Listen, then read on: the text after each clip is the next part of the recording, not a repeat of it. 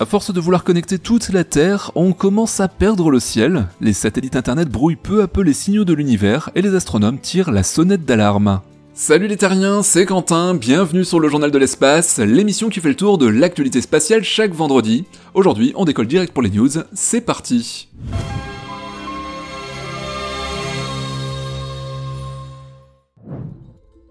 À force de vouloir tout connecter, n'est-on pas en fait en train de se déconnecter de l'univers ? Si je vous dis ça, c'est parce que depuis quelques années, les constellations de satellites explosent. Starlink, OneWeb, Kuiper et d'autres ambitionnent de couvrir toute la planète d'un accès internet à haut débit, à toute heure et en tout lieu. Sauf qu'à mesure que le ciel ou l'espace se remplit de ces mini-satellites, l'astronomie, elle, peine à suivre. C'est le paradoxe du progrès, en cherchant à toujours vouloir supprimer les distances sur Terre, on bloque nos capacités à observer le cosmos.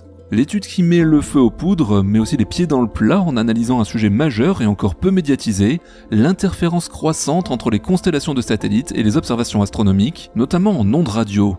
Il faut savoir que les radiotélescopes géants scrutent le ciel dans des bandes de fréquences très précises, souvent situées entre 1 et 50 GHz. Or, figurez-vous que ces mêmes bandes sont partagées par celles utilisées pour les communications satellites. Le résultat, c'est que les signaux artificiels s'immiscent de plus en plus dans les relevés scientifiques, et des études récentes menées en Allemagne, en Afrique du Sud et aux États-Unis ont montré que les interférences générées par les satellites augmentent fortement le bruit de fond dans certaines longueurs d'onde. Le problème, c'est tout simplement que ça réduit la sensibilité des instruments, voire brouille complètement des zones du spectre auparavant exploitables. C'est donc une vraie catastrophe qui s'annonce. Le plus alarmant, c'est que ces perturbations ne viennent pas que des transmissions, les satellites eux-mêmes, par leur simple présence physique, réfléchissent ou émettent des signaux parasites. Horloge interne, composants électroniques, correction d'attitude, tout cela produit un fond électromagnétique non négligeable, d'autant plus gênant qu'il est diffus et mobile.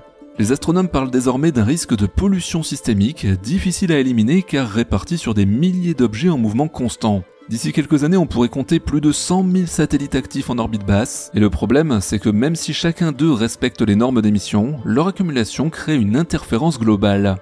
Certains observatoires cherchent tant bien que mal des solutions en utilisant des algorithmes de filtrage ou des masques fréquentiels, mais malheureusement ce ne sont que des pansements. Plus il y aura de satellites, plus le filtrage devra être drastique, au risque de perdre des signaux cosmologiques faibles ou rares, ce qui justement intéresse les astronomes. Là, c'est donc toute une partie de l'astrophysique fondamentale, celle qui cherche à remonter le temps jusqu'aux premières galaxies qui pourraient devenir aveugles, l'heure est donc assez grave. Le problème, c'est que le dilemme est bien là, entre connectivité mondiale et observation de l'univers, le compromis devient de plus en plus serré. Évidemment, il ne s'agit pas de rejeter le progrès technologique, mais de penser son impact à long terme. Il est évident que l'astronomie avec un grand A ne peut pas se contenter des miettes du spectre, et alors que les méga-constellations continuent de se déployer, la communauté scientifique appelle à une concertation internationale sérieuse sur le partage du ciel, non pas pour l'interdire, mais pour protéger ce que l'humanité n'a pas encore fini de découvrir. Eh oui, un internet plus rapide, c'est certes bien, mais pouvoir encore écouter l'univers, c'est peut-être encore plus précieux. La bonne nouvelle de la semaine s'est passée en Guyane. Ça y est, l'Europe a renoué cette semaine avec son petit lanceur Vega. La semaine dernière, c'est donc une Vega C qui a quitté le sol guyanais, avec à son bord 2 charges utiles stratégiques, le satellite Microcarb, destiné à la mesure du dioxyde de carbone atmosphérique, et 4 satellites CO3D conçus pour l'observation optique en 3 dimensions de la Terre. Si ce vol attire autant l'attention, c'est autant pour sa charge scientifique que pour ce qu'il symbolise, le véritable retour en service de Vega C, le petit lanceur européen longtemps mis en pause après ses échecs précédents. Ce tir est venu rappeler que l'Europe conserve des moyens souverains pour mettre en orbite ses propres outils d'études climatiques, car Microcarb, c'est une mission française pilotée par le CNES et soutenue par la Commission européenne. Son but est de cartographier avec finesse les sources et puits de CO2 à l'échelle planétaire. Le satellite, vous l'aurez donc compris, mesure la concentration en CO2 dans l'atmosphère avec une précision de l'ordre du ppm. Il permettra d'identifier les zones d'émission d'origine naturelle ou humaine et d'alimenter des modèles climatiques de haute précision. Placé sur une orbite héliosynchrone à environ 650 km d'altitude, il passera toujours aux mêmes heures locales, un atout pour la cohérence des mesures dans le temps. L'autre passager de ce vol, ou plutôt les 4 autres, ce sont les satellites CO3D, conçus pour produire des modèles numériques de terrain en 3D à haute résolution. Équipés de caméras stéréo, ces satellites observent la Terre sous 2 angles légèrement décalés pour générer des cartes d'élévation précises avec une résolution verticale de l'ordre de quelques dizaines de centimètres. Ils seront utiles pour tout ce qui touche à l'aménagement, à la gestion de risques, à la surveillance des ressources ou encore au suivi des glaciers et de l'érosion côtière. Ces données 3D seront particulièrement utiles dans un contexte de transition environnementale et de planification urbaine durable. Ce lancement a aussi marqué une étape pour Vega C elle-même, après l'échec du vol VV-22 en décembre 2022 dû à un défaut sur le second étage Zefiro 40. L'agence spatiale européenne et Avio ont mené une refonte technique du moteur, validée avec succès ce mois-ci. Ce vol, qualifié de retour en opération, était un test grandeur nature. On a eu droit à un allumage parfait, à une séparation nominale des étages, à l'injection orbitale sans accroc. Vega C peut donc à nouveau reprendre son rôle dans le panel des lanceurs européens, avec une capacité d'emport plus large que sa version précédente et une cadence plus souple. Avec ce lancement, l'Europe veut démontrer qu'elle peut produire des données indépendantes sur le climat sans dépendre des États-Unis ou de la Chine, et qu'elle sait construire des missions à forte valeur scientifique. Le retour en vol de Vega C, combiné à l'entrée en service d'Ariane 6, vient conforter cette ambition d'une autonomie stratégique, et dans un contexte où, comme on l'a vu, les méga-constellations commerciales saturent le ciel, ce type de mission vient aussi rappeler que l'espace ne sert pas seulement à connecter, il peut et il doit continuer à observer, analyser, comprendre, en bref c'est tout un programme.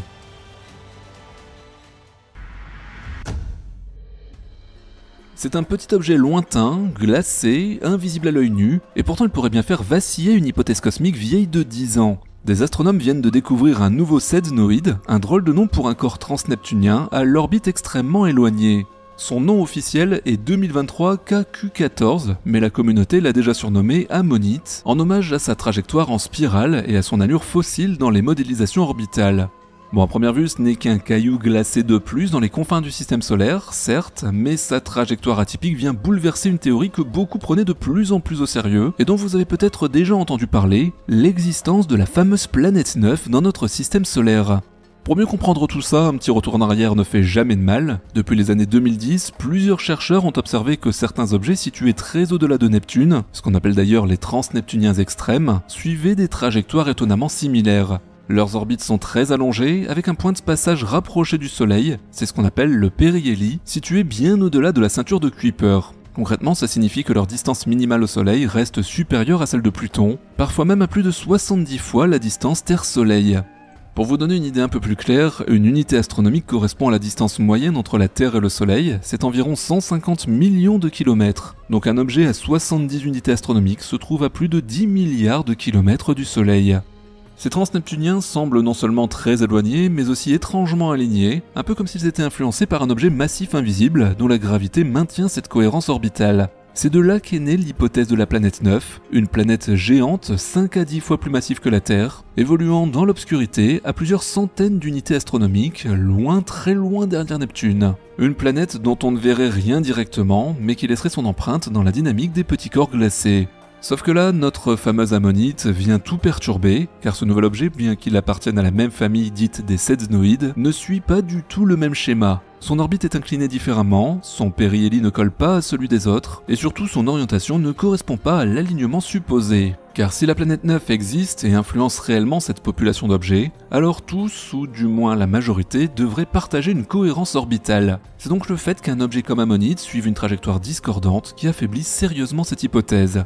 Découvert grâce au télescope DECAM au Chili, pour le moment on sait que Ammonite mesure entre 400 et 700 km de diamètre, et que son périhélie, donc sa distance minimale au Soleil, est d'environ 66 unités astronomiques. Son aphélie, quant à elle, donc la distance maximale au Soleil cette fois, dépasse les 1000 unités astronomiques. Autant dire qu'il navigue dans une région quasiment inexplorée, c'est pour ça qu'il appartient à la catégorie des objets détachés, c'est-à-dire que leur orbite ne croise jamais celle des planètes géantes comme Jupiter ou Saturne, et qu'ils ne subissent pas leurs perturbations directes. Son existence pose donc une question toute simple, s'il n'a pas été perturbé par une planète connue et qu'il ne suit pas la dynamique de la planète 9, alors que fait-il là et comment expliquer son orbite ?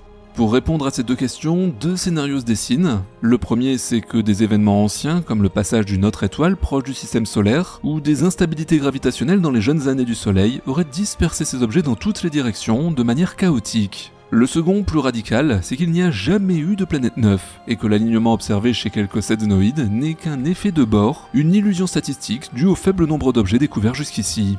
Voilà donc toute la force d'une découverte comme celle-ci, un simple objet gelé qui ne paie pas de mine vient relancer un débat cosmique sur l'architecture cachée de notre propre système. Mais attention, aujourd'hui on ne dit pas la planète 9 n'existe pas, mais plutôt ce n'est peut-être pas si simple. En science, ce genre d'affirmation est parfois bien plus puissant qu'une certitude, et en astrophysique ce sont les exceptions qui font souvent bouger les lignes bien plus que les confirmations.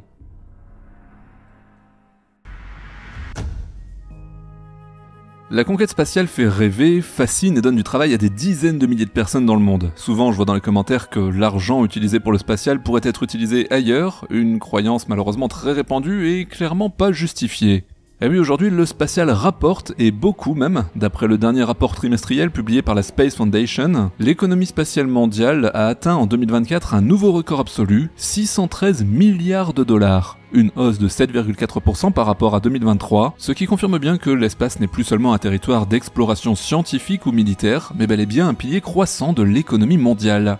Cette progression est tirée sans surprise par le secteur privé. À lui seul, le spatial commercial représente désormais 78% de la valeur totale du secteur, soit environ 480 milliards de dollars. On y trouve tout ce qui tourne autour des télécommunications, de la diffusion télé par satellite, du positionnement GPS, des services de géolocalisation, des stations terrestres, des services de données à valeur ajoutée, en bref un écosystème devenu aussi invisible qu'indispensable. En face, les dépenses publiques ne sont pas en reste, l'investissement des gouvernements, toutes puissances confondues, atteint 132 milliards de dollars. Les États-Unis sans surprise y contribuent à hauteur de 77%, mais des acteurs comme la Chine, l'Inde, le Japon ou l'Union européenne continuent eux de renforcer leur budget dans un contexte de tensions stratégiques, de climat et de souveraineté. Ce chiffre global, 613 milliards, n'est bien sûr pas tombé de nulle part, comme je vous le disais, il provient du Space Report, un document trimestriel publié depuis plus de 20 ans par la Space Foundation. Cette organisation à but non lucratif, basée au Colorado, est devenue une référence dans l'analyse du secteur spatial mondial. Elle regroupe des données industrielles, financières, commerciales et publiques, en s'appuyant sur des dizaines de sources croisées, d'entreprises, d'agences ou d'experts. Le rapport ne se limite pas à une photo figée, il suit les tendances de fond, les transitions technologiques, les mutations de marché, et ce qu'il révèle cette année, c'est que la croissance n'est plus seulement portée par les grandes missions spatiales, c'est bel et bien l'économie du New Space avec ses startups, ses mini-lanceurs, ses services en orbite et ses plateformes logicielles qui pèsent maintenant de plus en plus lourd. Autre chose qu'il faut avoir en tête, c'est la diversification. Et oui, on ne parle plus seulement de lancer des satellites et d'en vendre la bande passante comme c'était le cas il y a 20 ans. Aujourd'hui, on vend des services de cloud spatial, l'analyse de données agricoles issues de l'imagerie orbitale, les tests de matériaux en microgravité, les technologies de fabrication additive en orbite, et même le tourisme suborbital s'installe dans le paysage.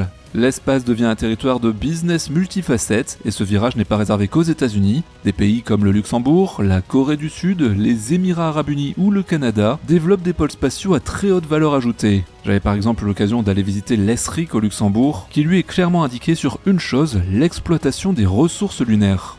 Le rapport souligne aussi l'évolution de la main-d'œuvre, les métiers liés au spatial se déplacent, se diversifient et deviennent de plus en plus hybrides, mais dans le contexte international incertain, le spatial est comme un filet stratégique, un levier d'innovation. Pour résumer ce que nous dit ce rapport, c'est que le spatial n'est plus une niche, ni un luxe réservé à quelques agences nationales, c'est devenu aujourd'hui une industrie à part entière, interconnectée, qui irrigue d'autres secteurs entiers. En d'autres termes, c'est un pilier de l'économie du XXIe siècle. Merci les terriens d'avoir suivi l'actualité spatiale avec le journal de l'espace. Surtout, n'oubliez pas le pouce de YouTube. Et je voulais vous faire une petite demande, partagez la vidéo sur vos réseaux. Je me suis rendu compte que c'est vraiment la meilleure chose que vous pouvez faire pour aider la chaîne. Donc vraiment, partagez sur Facebook, sur LinkedIn, sur Insta, tous les réseaux que vous utilisez. Vraiment, ça nous aide beaucoup. Donc merci beaucoup pour tous ceux qui le font. Je vous souhaite une très bonne fin de semaine. Ciao les terriens.